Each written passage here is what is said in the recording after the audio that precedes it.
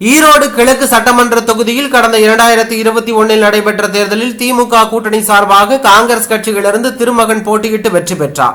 அவர் கடந்த வருடம் ஜனவரியில் உயிரிழந்தார். அதன் பிறகு நடைபெற்ற இடைத்தேர்தலில் அவரது தந்தை EVKS இளங்கோவன் போட்டியிட்டு வெற்றி பெற்றார்.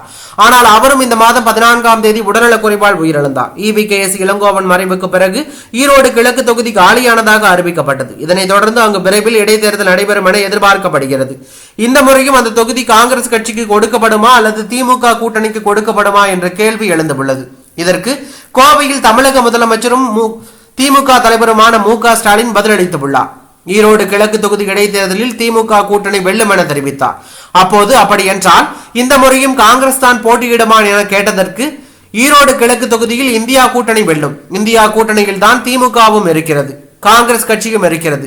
ஈரோடு கிழக்கு தொகுதியில் காங்கிரஸ் போட்டியிடுமா அல்லது திமுக போட்டியிடுமா என்பதை ஆலோசித்து முடிவு செய்வோம் என அவர் கூறியுள்ளது பரபரப்பையும் அதிர்ச்சியும் ஏற்படுத்தியுள்ளது.